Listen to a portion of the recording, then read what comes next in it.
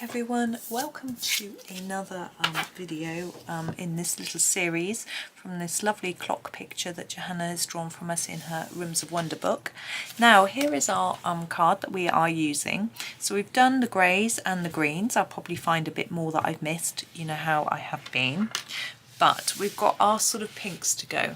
Now my plan has been, looking at this, that we use our raspberry, our very darkest, for the flag, the door, the flower and the teapot. So we've got a sort of even spread of dark on those items, which would look nice standing out.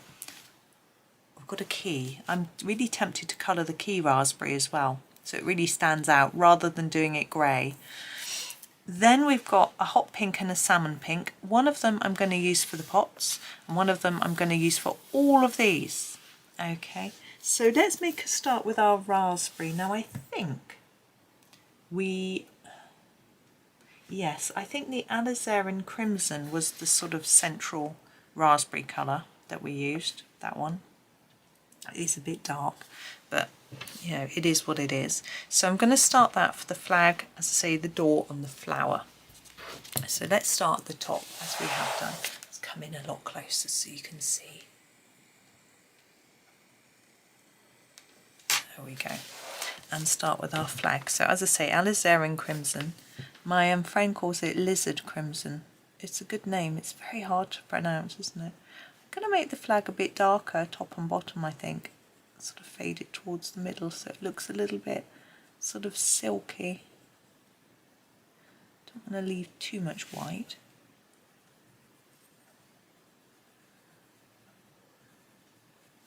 It's really dark there, so layer it up in there. The same here really, a bit darker top and bottom, a bit lighter in the middle. You don't have to, you can just block it in, but a bit of fun. There we go. Now our door. Oh, don't know what happened to my voice then. We've got a sort of two panels. This one I'm going to do in this direction, and as Johanna's marked it darker there, I'm going to layer it up a bit more there, then lighten it towards the middle a little bit. I don't think she's really drawn that on for shading actually, but just to show the wood texture. But we'll try it like that and see if it works out. And then we've got the actual door. Now I could use a slightly different shade.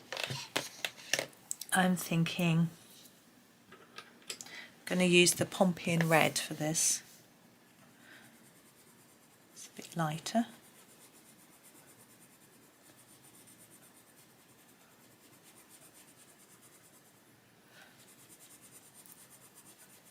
And I'm going to just do a layer, and then I'm going to go back to the alizarin crimson and do some shadows. Just put it in the right place. So all around the frame it'd be a bit darker, I think. I just think it looks nicer anyway if it's a bit darker under those hinges. Like that, and then under here just give us a little bit of depth on the window and the handle. There we go. And then it's quite nice to just emphasize these different panels of wood like that. You can put random lines through it to look like the wood is sort of either splitting or fading, which is always a bit of fun. There we go. So there's our door. That's quite quick, isn't that quite fun? And then I said I was going to do the flower. Now I'm going to do the centre of the flower in a darker colour. So I'm going to start with the dark red, which I've just drawn all over there. Look, I did that earlier as well. I'm just going to see if I can erase it. I was colouring earlier with a pen. I did that. Yay! Wasn't much I just had to ignore it, pretend it wasn't there. There we go, that's not going to erase fully either. So the dark red, I'll just give it a sharpen. There we go. I'm just going to go around the very outside of the central bit with the dark red.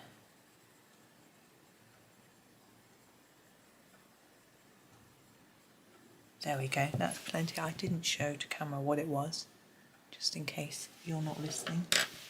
Now back to our alizarin crimson, and go over the red and just bring the colour into the middle, a bit like that. And I'm just going to do a little bit of this on the base of each petal.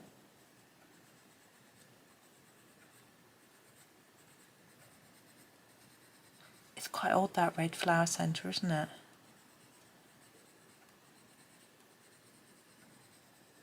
There we go. And then our pompian red for the rest. No point in me showing that one to camera, you can't see it.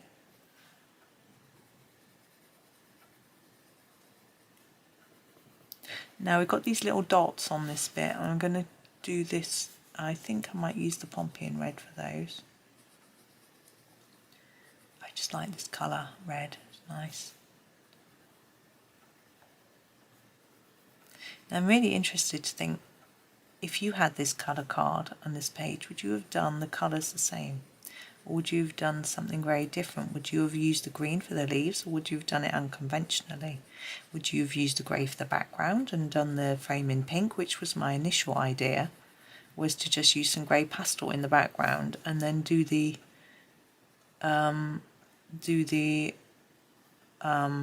actual clock in a light pink, and then do all the items in a darker pink. That was my initial idea, but I changed my mind. I'm glad, I like what I've done. Sounds so big-headed.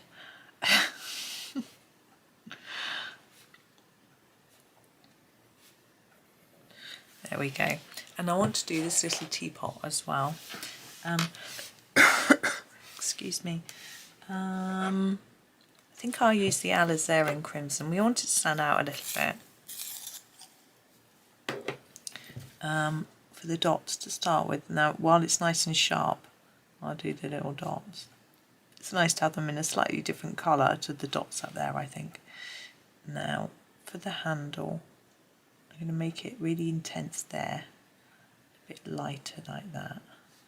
And then for the spout, intense there, a bit lighter towards the top.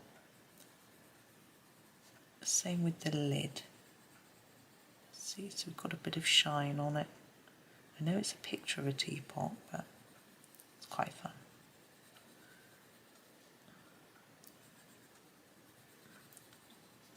You just basically do more layers near the edge. This towards the middle, and then I'm going to use my darker red, the dark red in fact, to just do those markings. I'm sorry, perhaps I should have zoomed in a bit more for you. And I'm going to continue with this, so it's darker here and a bit lighter towards the middle on that marking. So there's that little teapot. So there's our raspberry selection done. Now we're going to move on to our pots. I can come in a little bit closer. There we go. We've done the flag, haven't we? Yeah, so we've got a choice now. Got our salmon pinks or our hot pinks. I think I might use the hot pinks near the door. I think they might go a bit better. I don't know. So I'm going to grab the fuchsia. And this might be the only one of this selection that I use. And I'm going to just fade it towards the centre of each pot.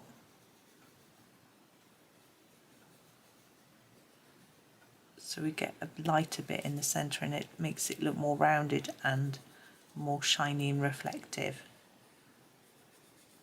It's just a bit of fun.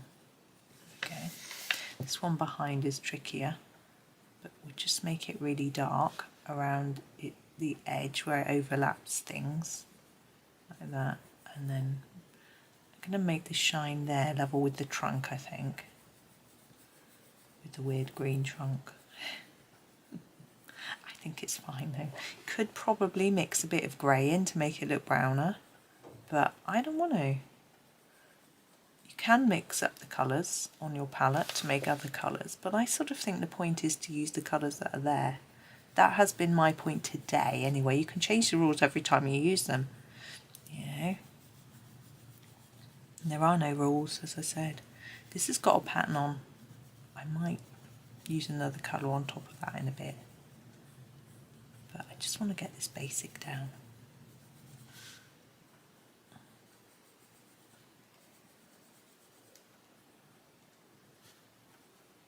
I don't think there's any grey behind that, in that gap. Might be. There we go. And now I'm going to use a slightly darker colour, which the middle purple pink I'd picked, to do, I don't think I'm going to do any work on those stripes because of the way the shading is going. It's not going to work, but for this one I might do those two stripes slightly darker. So I still want to leave that white gap in the middle, and the same with this one.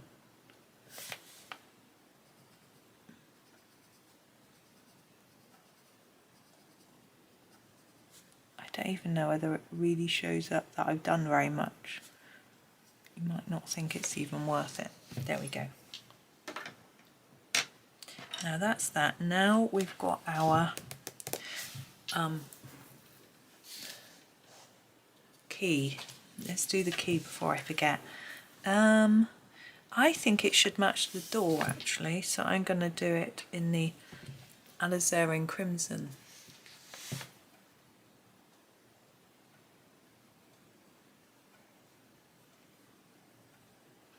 I just block that in, it's too small to shade and I think it stands out. You might want to hide it and do it in grey so you can't really see it. It's up to you, because part of the book is obviously sort of hide and seek type idea. Right, so let's think about our carmines for our sort of salmon pink pots. I'm thinking I'm going to use the lightest, which is the rose carmine, for all of them, and then I can use some darker colours for detailing if I want to. Are you in shot? Yes. So I'm going to put a little bit of shine on the handles and things, and a little bit of shape on our teapot. So the easiest way is to make it darker on the edge, lighter towards the middle. Ignore your spout for a minute and just gently bring the colour in towards the centre, putting less and less down as you go. You've got a sort of shine of the spout, you put it darker on the bottom.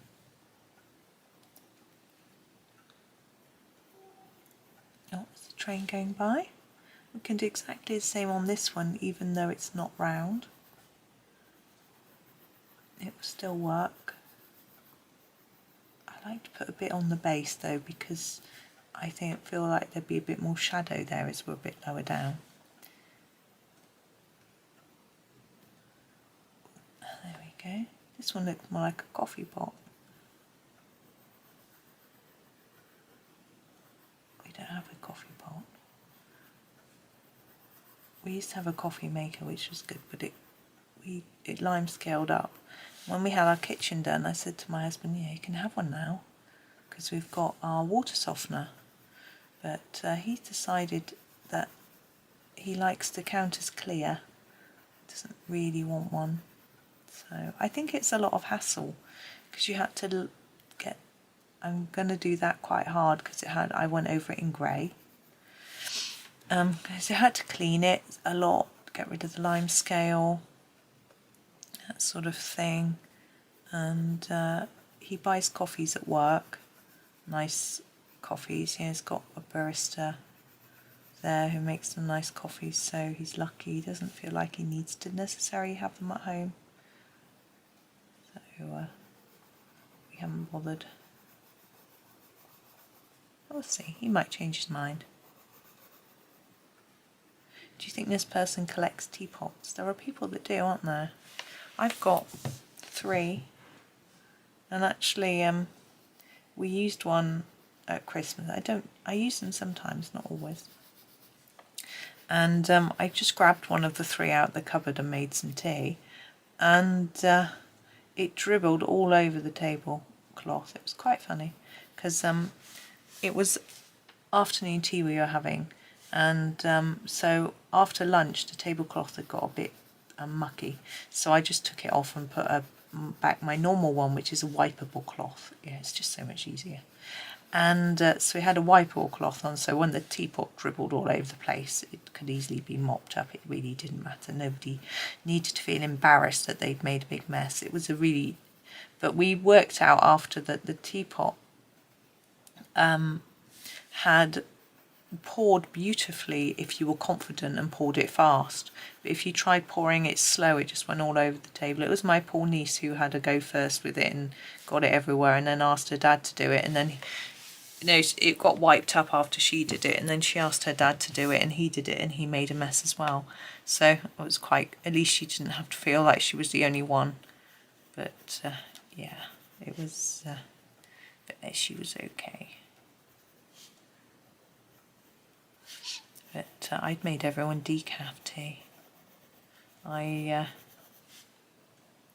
don't know, it's just because my children wanted some and I made them have decaf. Well, neither me or my husband react that well to caffeine. My husband says that it keeps him awake, and he doesn't like decaf because it tastes... No, it doesn't keep him awake, and he doesn't like decaf because he doesn't think the taste is very nice, so he always goes for caffeinated. But for me, it keeps me awake and it makes me feel agitated, which I don't like. So I cut it out. And he cut it out for a while, but he has it again now. So I wish he wouldn't, but you know. It's difficult because there are health benefits to caffeine for some people. But like everything, we're all different. So right, I hope you're following that. I was using the same technique for all of the pots.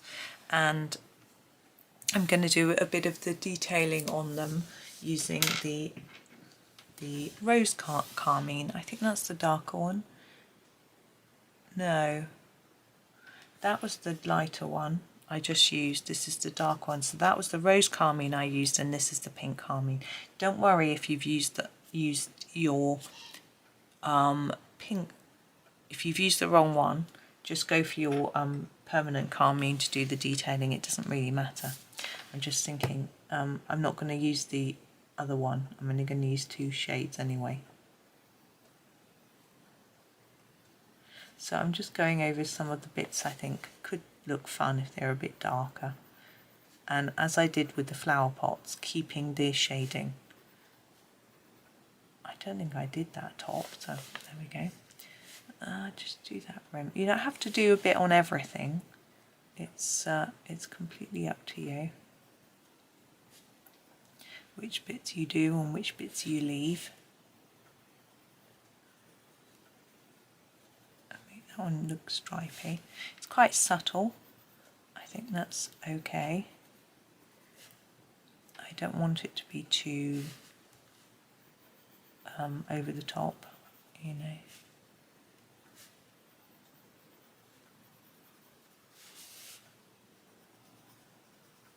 I'm just being quite random with it. You might want to be a little bit more considered.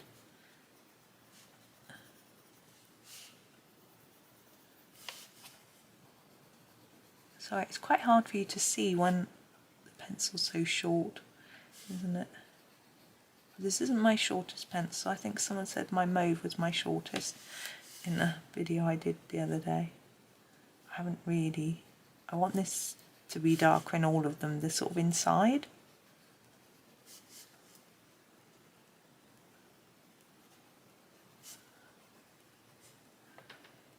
I haven't really looked to see which ones are definitely the shortest pencils.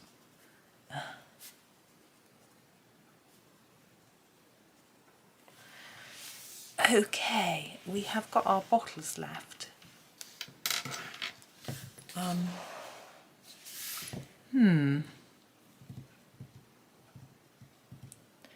I'm thinking let's go back to the pinks we used right at the top. Maybe just the light purple pink to keep them really light. I think that might work. And I'm just going to a bit darker there, a little bit of lighter bit at the top, and then the lid with more layers like that, I think. The box, I think I'll make it a bit lighter in the middle, apart from in there, dark in there.